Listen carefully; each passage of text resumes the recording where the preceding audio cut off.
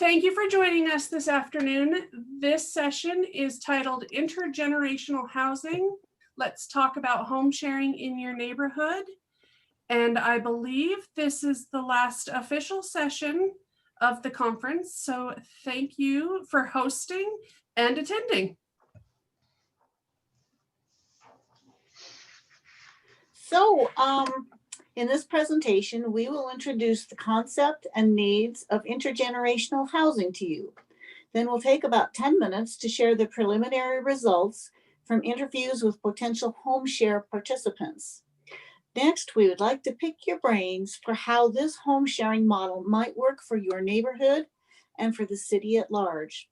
And finally, we'll have a 5-minute wrap up of the next steps.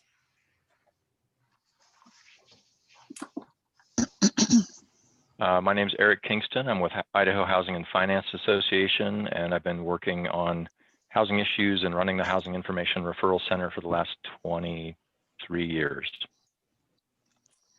And my name is Linda Paul, and I am involved with the South Boise Village Neighborhood Association. I'm Callie Spear. I teach public health at Boise State University and a past board member for Central Rim Neighborhood Association. My name is Elizabeth Barnes, and I'm a lecturer at Boise State University, and I teach English.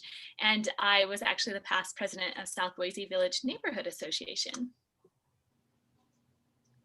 My name is Diane Ronayne, and I'm currently, and have been for many years, a house sharer. We share our home with a lot of different people, and I'm also active with the East End Neighborhood Association. Good afternoon. This is Sarah Taves. I'm with the Boise State University Department of Community Environmental Health and also direct the Center for the Study of Aging.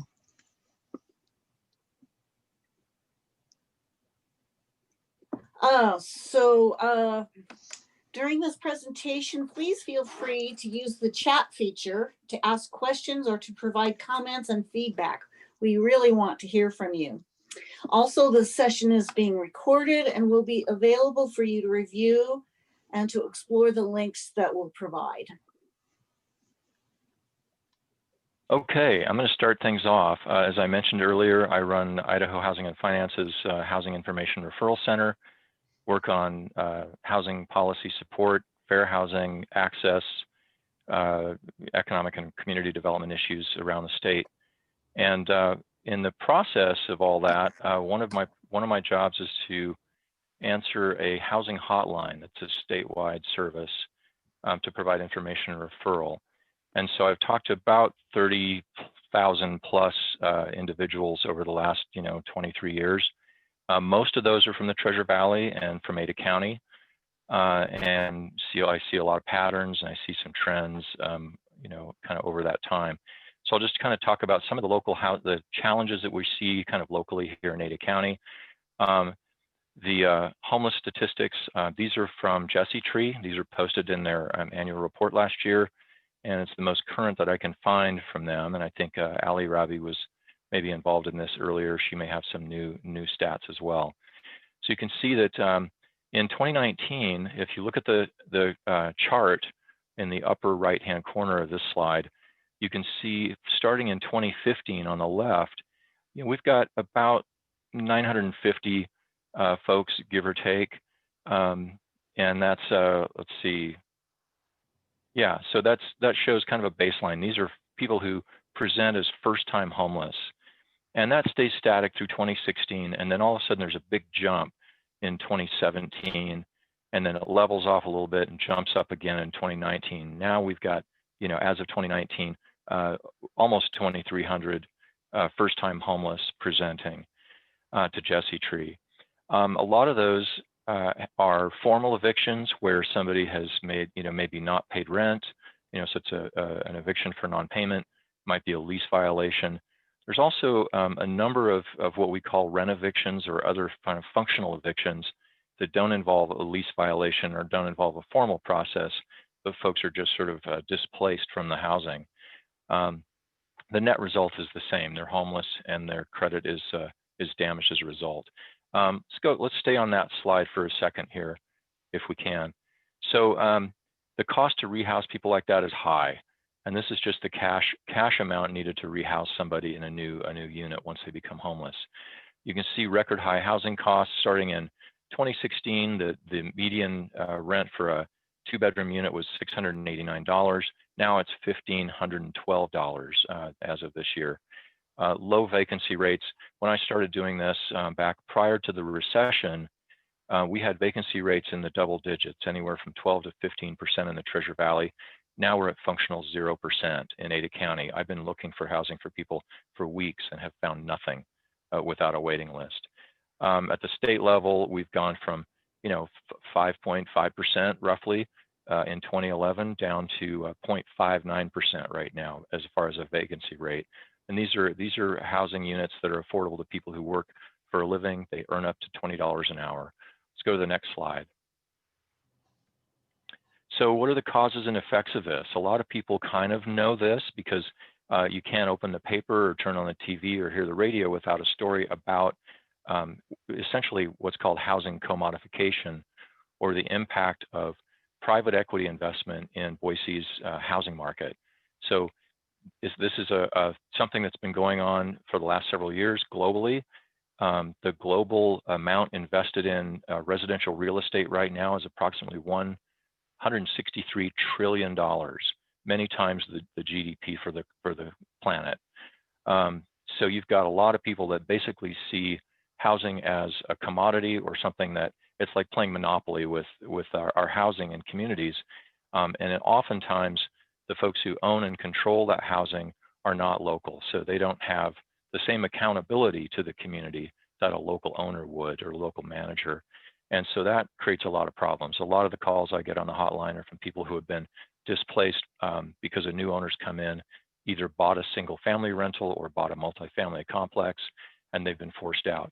And more often than not, that call is from somebody who might be 70 or 80 years old and has been in the same unit for decades.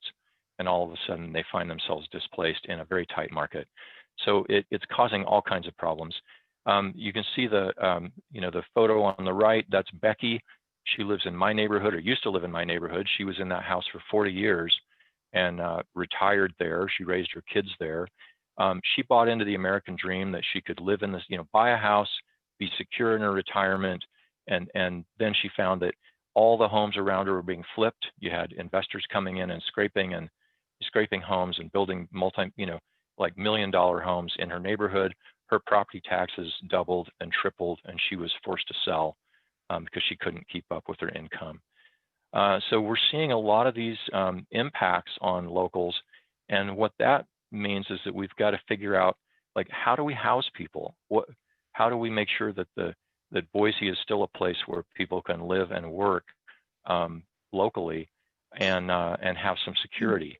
So that's one of the kind of reasons we put this group together, I think, is to pair up people who have extra space in their homes with people who need a place to live, and hopefully there's going to be some kind of a mutually beneficial relationship.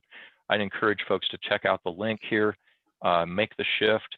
It's a global initiative to basically reclaim housing as a human right. It's defined under Article 25 of the Declaration of Human Rights as such. And to move it from being a commodity to a human right, and really kind of adjust our policy accordingly. So I think that's where I'll leave things and then hand it off to Diane, right? Yes, thank you, Eric. I appreciate that. Eric talked about some of the issues for renters and a few of the people who are also homeowners. I'm a 74-year-old homeowner. My husband, who's 80, and there's a picture of him. Is the slide on? I can't see it because I'm at a different computer, but if the house sharing story slide is on, okay, that's our house. This is my husband, Gary Richardson, standing in front of it. And you'll see a little pathway behind him that leads to a door, and I'll talk about that. So as a homeowner, I can say that we have also been challenged in the past few years by rising property taxes. In fact, our annual property tax is now as much as our annual mortgage payment used to be. One solution to these challenges for both homeowners and renters is home sharing. My husband, Gary Richardson, and I have shared our 3,000 square foot home in Boise since we bought it in 1986. We did this to help pay off our mortgage and also to get some help shoveling snow, gardening, house cleaning, and other things around the house. During these 34 years, we have had dozens of housemates, single males, single females, couples, and brothers. We even had a boa constrictor, but that's another story. Some were students at BSU or Idaho State University. Most were younger than we were, often by a generation or two. Today, we share our home with two Iraqi refugees, brothers who came to the US with their family in 2015. They are both working part-time and attending College of Western Idaho. Like all of our housemates, they found us by word of mouth from friends or previous housemates.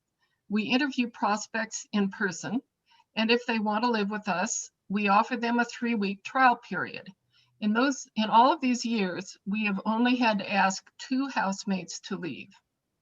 To share a home, it must be set up to provide privacy for everyone. And you can see from this photograph that our home is 2 stories. The upper story is where Gary and I have our bedroom, kitchen, most of the living room, bathrooms, all of that stuff. Laundry is up there. On the lower level, which is a sunshine basement, they call it here in the foothills, there's on the right side there where you see that window on the lower level, there's a good sized bedroom, has a big closet with it, and there's a half bath with that. You can see that there's a private entrance to that section of the house as well. So our house was perfectly set up really for house sharing from the get-go. We also have a guest room upstairs that sometimes people have preferred to use that. It's small, but some people don't, well, most of our housemates have never had a lot of stuff, so they don't have to worry about storing things. Our renters use a refrigerator and a food storage area that's down on the lower level, but they share our upstairs kitchen and laundry facilities. Through home sharing, Gary and I have met some incredible people, many of whom remain good friends of ours after they leave our home. I highly recommend house sharing. And this slide, the benefits of intergenerational housing, just briefly goes over a few of the really cool things about having people of different ages share a home.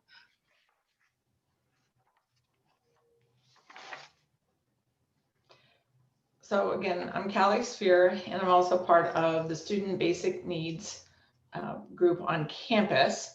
And in part, this intergenerational group came together when faculty at Boise State learned how many students were experiencing housing insecurity, and more news stories were coming out about people who were being forced out of their homes due to rising property taxes. So in 2018, Boise State, like many other universities, asked students what are their basic needs, challenges, and what are they looking for. 36% of the students were food insecure in the last 30 days, 47% were housing insecure, and 18% were homeless. We knew that other communities had used home sharing as a way to pair students with interested local residents. The results from the other places showed that both parties had greater housing stability. We wanted to see how this could work in Boise. Next. So I was a president of the neighborhood association. So Mike Stefanik, who is involved in neighborhoods, but also a service learning, one of the coordinators for the service learning department, contacted me, and he had this great idea to put together a group that could start to address finding housing that's affordable for BSU students. And he contacted me and South Boise Village Neighborhood Association, including Linda, because we're very close to the university. We're kind of a bedroom neighborhood. And so we met along with Dr. Taves and Dr. Spear and a number of other amazing people. And we started last year kind of meeting monthly, talking about the ideas. So first of all, we have these 3 different stages that we went through. So the first part is feasibility. So under Dr. Taves and Dr. Spear's work with graduate students, they researched other home sharing programs. They interviewed homeowners, and this is still ongoing and has recently, 9 people have recently been interviewed. They created a partner compatibility survey. And then we're in the process right now of completing the feasibility plan. Is it feasible to run this sort of organization, this sort of home sharing idea in Boise? Next, we're hoping to enter the pilot project stage, where we're going to find a homeowner or a few homeowners and a few students who would be excited to try this experiment. We'll match them up, put them into the homes together, and study what goes well and what doesn't go well. We are also seeking to find some sort of organization that is interested in helping sponsor this program and make it a reality. We have BSU involved and the city involved, but we're also looking for any sort of outside entities or other connections that may potentially want to help sponsor the program. And then when we get our pilot project finished, we're hoping to reflect on what is working well, what still needs to be improved, do some troubleshooting, and eventually make it live. Create a social media platform, get some sort of companion partnership, and go forward from there. Now turn it over to Dr. Taves. All right, there we go.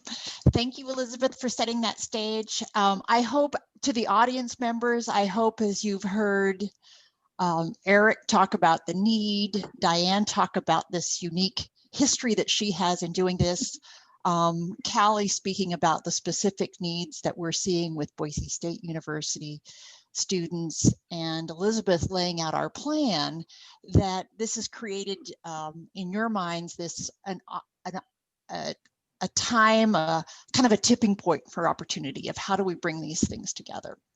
One of the very important things about this work that we've been doing, though, is to make sure that it's grounded in knowledge of Boise State and knowledge of Boise residents. And that is one of the primary reasons that we have been conducting interviews with Boise residents to see how do they perceive this opportunity, this need meeting a community-based opportunity for creative use of space and living arrangements. I want to give credit to Karen Henry, who is a graduate student at Boise State University. She has been conducting our interviews with Boise residents, and a big shout out to those residents who have joined her in this interview. The interview was based on what we learned from other communities that have been doing this home share arrangement with community residents and university students. So we have developed an intake or a matching survey that we would ask the homeowner to complete and also the student to complete. And so we use that survey to guide the interview questions that Karen asked residents. And what we found through these interviews was a very strong interest in the home share concept among those that we've interviewed. And as Elizabeth mentioned, we have 9 interviews that we've conducted to date. We were really pleasantly surprised that individuals are very interested in giving back to the community. Because one of the notions of this venture is that these are the students that we would be pairing with homeowners. They are housing insecure. They have limited funds. And so it's not likely that they will be able, they certainly will not be able to pay market-based rents. And really looking for affordable places to reside while they're in school. So that money was not a motivating factor for these interviewees was really a foundational piece of knowledge that we needed to determine.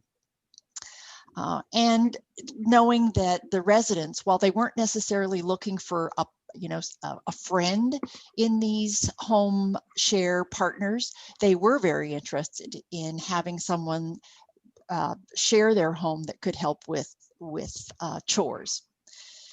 We also learned, specifically we were interviewing residents that are a bit older, that really the COVID-19 pandemic has created a sense of concern and worry, and that this may not be the right time for home sharing, or that if they would pursue a home sharing opportunity, they would want to be more careful about what the arrangements were. One of the interviewees also suggested that we may want to expand our population of interest to families that have young children. As we all know, families are struggling with how do I work as well as helping my kids do classes online. Maybe there's an opportunity of intergenerational house sharing where a college student could help support the younger children in a household with some of their school responsibilities. So again, another potential opportunity for exploring intergenerational home sharing in the Boise area. When we ask about logistics, all of the respondents felt it was very important to have well-defined agreements and rules around music, pets, alcohol, tobacco, what services would be exchanged. Most would prefer a trial period. And as you heard Diane mention, they kind of use a 3-week trial period to make sure it's a fit. And if it's not, no harm, no foul, but would need to think about other arrangements for living.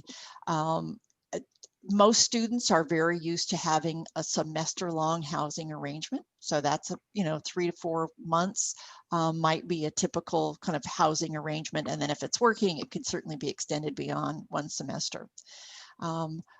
Also wanting to be sure that we were clear about, in the arrangements, clear about guests, use of Wi-Fi, kitchen and common areas, but all of the individuals that we have interviewed were very interested in and open to sharing Wi-Fi facilities, kitchen, and common areas. Several did mention that parking might be an issue, so wanting to be sensitive to that. I want to give a special shout out to Linda and to Diane. They were key in helping us recruit this initial group of volunteers to participate in the interview process. So with this information as background, we'd like to open the discussion up to all of you, and using the chat function, would love to give you all now some time to ask us what questions do you need more, or what more information would you need from us? So what questions do you have for us? What do you think about this shared housing idea? And based on what you've heard and seen, what are we missing? What other avenues might we be needing to explore? So we've built in 15 to 20 minutes to really have a chance to have a conversation with you using the chat function.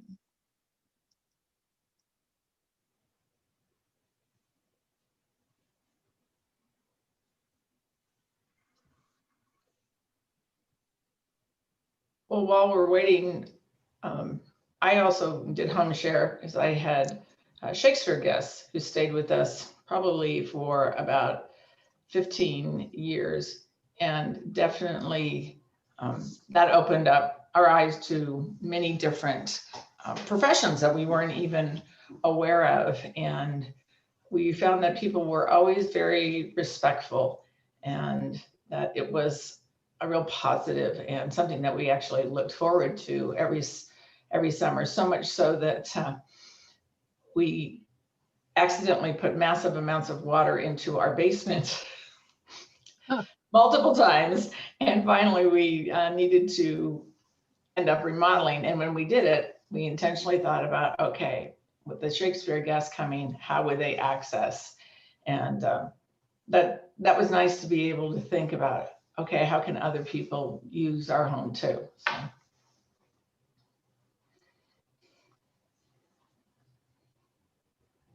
I am not seeing any questions or posts in the chat. Oh, here we go. So Jamie says, are you looking for any volunteers to help with this project? Not necessarily for sharing a home, but she sounds like she's interested in joining the band. Yes, yes, we are. Jamie, and if you want to put your email in the chat, that would be great. We'll reach back out to you. If this is Jamie Lendergan. It yes, is. it is. Okay, Jamie is wonderful. We know her from the Osher Lifelong Living Institute, where she was a fabulous worker and person who kept us all on track. And I would love to welcome you to this committee. We have so many things to do in terms of setting up an administrative procedure, really.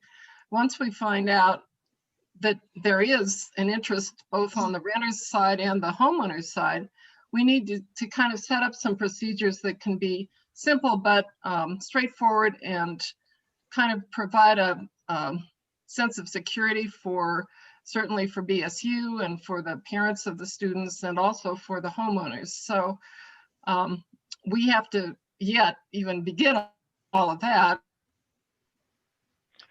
So also Jamie adds, could you talk about some other examples you looked at in other cities? And she's curious if we explored Nesterly specifically. Yes. Dr. Taves and I have looked at Nesterly.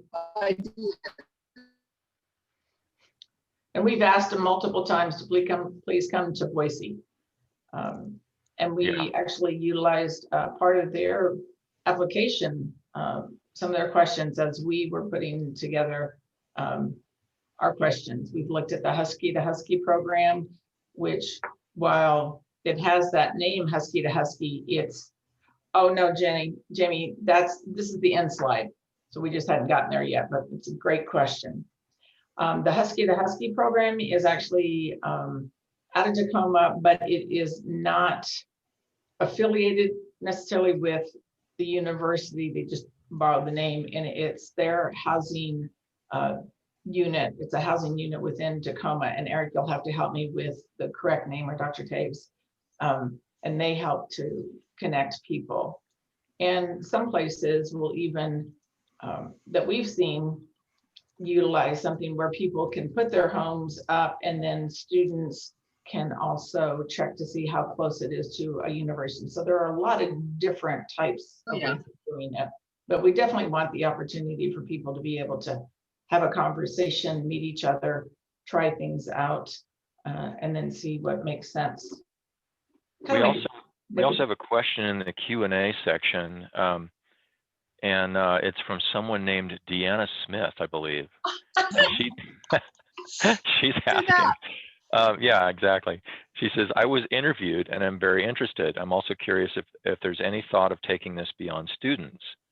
And then, so we can address that. And then we've got another one from Lori DeCare, who said she was one of Gary and Diane's housemates.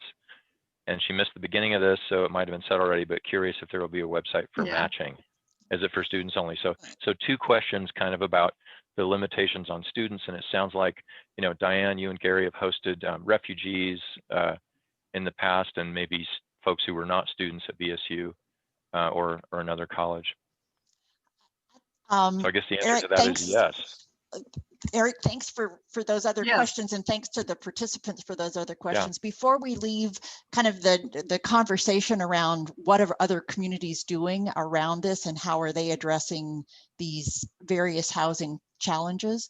So the organization out of Tacoma is their adult home sharing program coordinator, which is located in the shared housing services unit. It's a nonprofit. What we've found in our looking across the country, it's either the Nesterly model, which is they are a for-profit business with associated charges to participate in that service.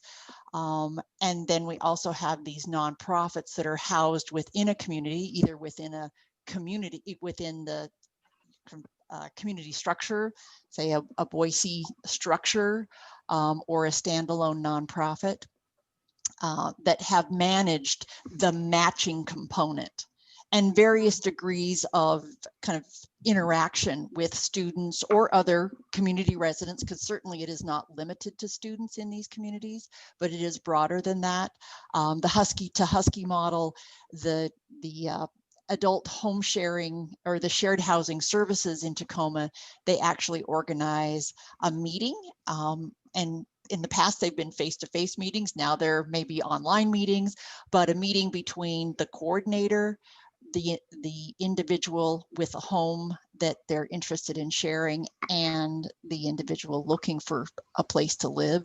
So organizing a face-to-face interview and then helping both parties fill out the agreement paperwork, and then doing a 3-month or a check back in. How's it going? And also available to serve as a moderator. You know, if a problem arises, to be kind of a third party that could help facilitate the communication. So there are some really good structures out there that do facilitate this. We have not currently, to my knowledge, and Callie, certainly correct me if I'm wrong, what we haven't seen is a housing, the housing structure being located on campus. So this facilitation service being located on a college campus.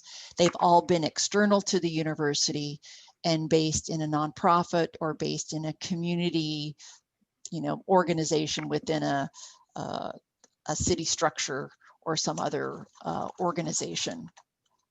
So we've got another question from Deanna Smith that I think is a great question, and that is, has the city expressed any interest in including a home sharing program as part of their housing efforts? And I think, you know, as we've heard, you know, the last couple of days, there have been several sessions involving ADUs or accessory dwelling units as a way to you know, sort of increase capacity, housing capacity, without building new apartment complexes, for instance, or, you know, expending a lot of energy and money.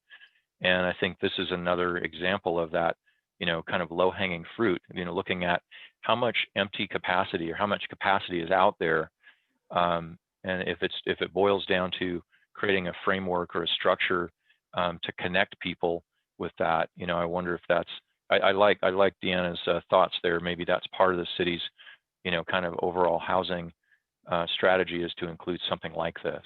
And I guess I have a question too. Do you have to be a senior to do this, or could you be a senior in training like me? No, If I'm lucky. Yeah. There's no reason why anyone of any age couldn't do it. It's just that for the most part, homeowners tend to be a little bit older. And, you know, those of us who are looking to get a little bit of extra money so we can remain in our homes, and a little bit of help so we can remain independent, really look forward to having some younger people in our homes. I think it's healthy for everybody. So we've got a question from Chris out there. This is something that, you know, kind of touches on the comment, Sarah, you made about families with children, you know, needing some assistance. And the question is about that. And it says that, you know, it says the trial option seems like a wise move. What about when you have children at home? I know that's the biggest concern I have of letting a stranger live in my home. Tend to see no reason to expose them to living with people who aren't family. Seems like too much risk. So I know a lot of people are going to kind of have that concern. So, you know, that's maybe where a system like, now I know we did have a question about Nesterly, having somebody explain that a little bit more. But the idea of having some kind of a screening process, you know, for those tenants seems like the way to go. But maybe somebody can explain Nesterly a little bit.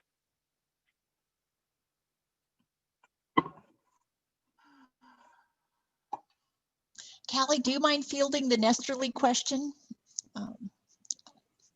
It's been a while since I've looked at it, but what I remember is that it was an opportunity for people to advertise that they had a place to live, and then it would partner, and it could be another individual. It tended to be more college students or younger, because Boston has lots of universities. And so trying to find something that was a little bit affordable. And then Nesterly tries to reach out in other larger communities, and Boise just hasn't been one that they are interested in yet. So that's about what I know. And then University of Oregon right now strictly has a website for students to be able to go and see various properties that are available. And I'll put a link to that in the chat, but it's not necessarily that the university itself is the one that is doing the partnering. And well, this was something that Housing on Campus at Boise State was thinking about. What we're looking at is something a little bit more intentional versus just being a listing service.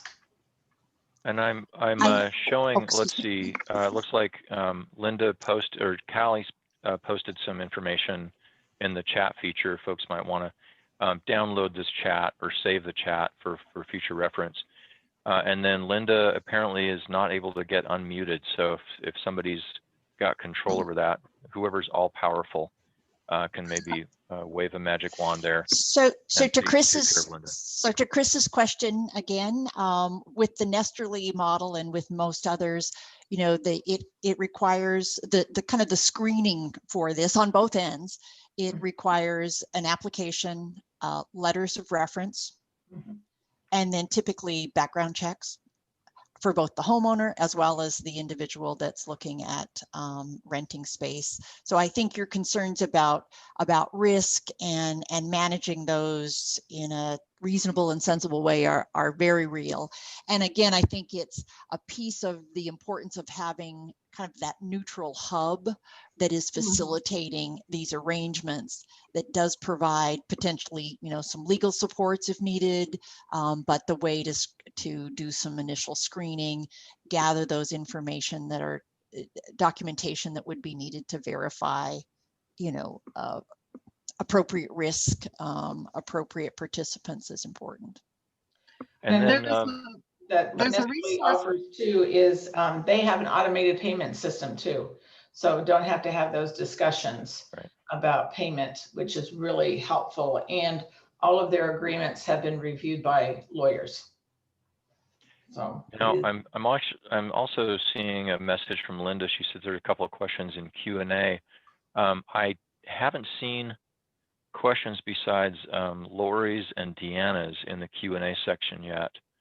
So if there's more than that, I'm not showing them on any of the computers I have out. Okay. I see a couple from Gary Richardson. Oh, Gary Richardson. Yeah, he's always posting stuff. Yeah, he said I've been doing it since the 60s. I'm not sure what he's referring to there, but probably home sharing is what he's talking about, folks.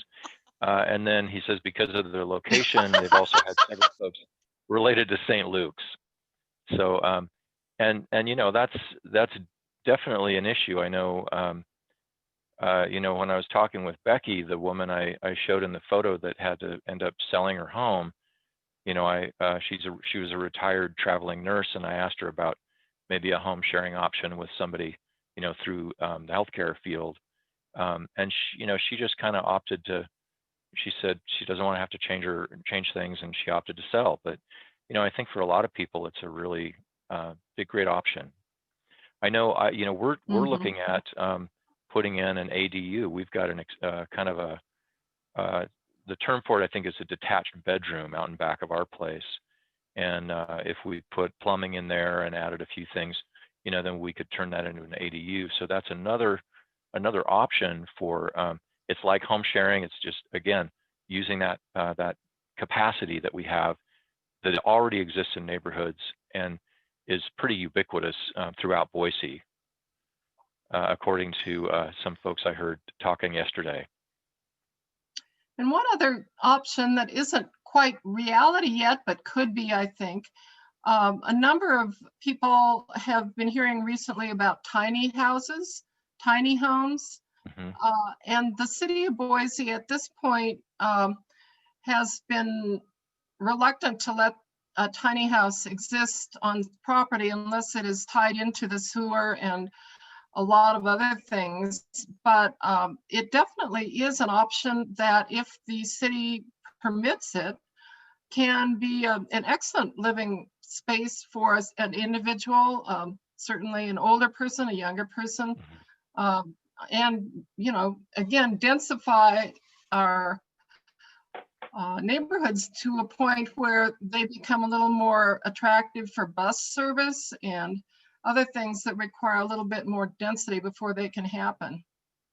Yeah, it seems like I heard a lot of questions about tiny homes, you know, in some of the conversations yesterday. Yeah. And, you know, I've been involved with the, you know, presentations for the APA Idaho conference the last several years with folks, you know, on that topic, on kind of small footprint residential, including tiny homes. And Diane, you're right. One of the challenges is, you know, hookups to services, impact fees, you know, things like that, and permitting, you know, building codes and so forth. So I know the city's been hearing a lot about it. You know, they're obviously, you know, trying to weigh that and look at maybe other models in other cities where they've been able to do that.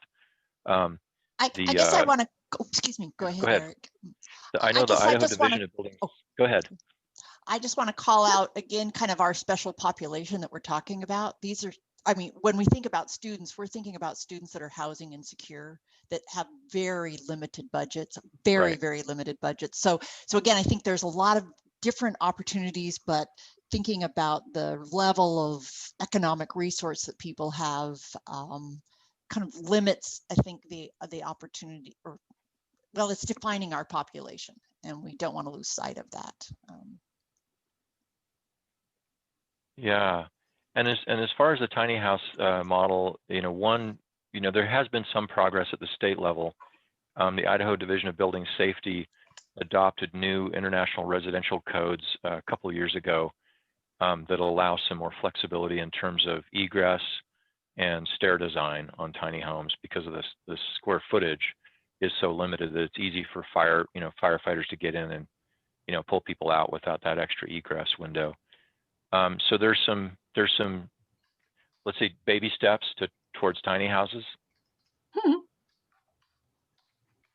Yeah. Let's see. I see the question about the nonprofit status, and it looks like you've responded to that, Sarah. More Q&A.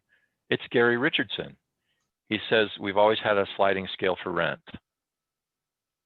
That's true. And that goes to your comment about the incomes, you know, the sort of income potential for students primarily, I think. Yeah, our sliding scale has been based on what the person can afford. So we have had several people who have paid us nothing.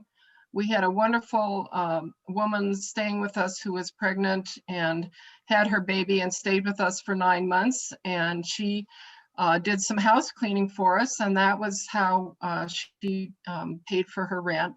She is an amazing person, and she learned a lot about parenting from Gary, because he had 3 kids, and I learned a heck of a lot about what it was to be a mother, because I'd never had a kid. So it was a really interesting and learning experience for all of us, and very positive. And I would add to that, just before I jumped onto this presentation, I had 2 calls that I responded to from our hotline, both of them single moms, both of them homeless. Neither one can afford more than about $300 or $400 a month. And I did searches for them, and there's absolutely nothing out there right now for them. And so I think, you know, when you talk students, you talk refugee populations, there's also, you know, I cannot tell you how many single parents I talk to on that hotline that are at their wits' end because they just can't find anything. And that impacts childhood health and development, and, you know, it's a big deal. Mm-hmm. So to Jamie's question about the nonprofit, I think our preference would certainly be to build on the expertise and foundation of a nonprofit here in the Boise area versus having maybe an external one or having to create a new one. One of the options we've looked at is, you know, what about pairing with Jesse Tree and seeing, you know, could there be an arm of Jesse Tree that does this type of work, and could we find funding support for that under the umbrella of an existing organization? So I think, as we've been thinking, that certainly is our preference, but we're not limited to that. But again, wanting to do this efficiently, effectively, and sensitively to the needs of and the desires of residents of Boise. So I think the only 3 questions I see in the Q&A section are from Gary. And I'm not seeing additional items in the chat feature yet. And I think, do we end at 5? Is that our time frame? Yes, I believe so. So we're at 5:01, and I'm just wondering who's in charge here. I think Callie has the last slide. Yep, I have the last slide, and I think we've already talked about it a little bit, and thinking about home sharing in your neighborhood. And as we have discussed today, I mean, there's a lot of different options, and we're not trying to take over anything, and we're not trying to rule the world or say that if this idea comes up that nobody else can do it. But here is, at least for the particular people that we want to serve, what are those next steps? And then what would be potential partners and or sponsors for this? And how can the neighborhoods be involved? Because a lot of neighborhoods, I think the boards could look around and see that there are homeowners and people renting in their neighborhoods, and they could use a little help. So I'd love to see the neighborhoods get involved. It's a very positive step for a neighborhood association to be helping people with housing. And it's not, it's not the ugly, anti something. It's a pro positive something to be doing as a board. So I strongly urge the neighborhood associations to think about that. Well, and we do have an item from Deanna. It seems like having the interviews with interested homeowners and then having them on file and being able to match them as folks who are looking, makes sense. And then she, she's jumping back and forth between the Q&A and the chat. Here's another one from her. Neighborhood associations would be very interested in helping promote the efforts of an organization. Okay, there you go. Great. Thank you, Deanna.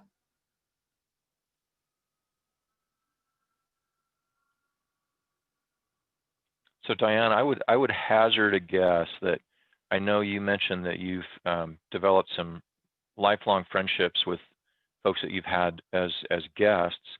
My guess is that they've learned a lot from you and Gary too along the way. That there's been a real mutual exchange of value and information.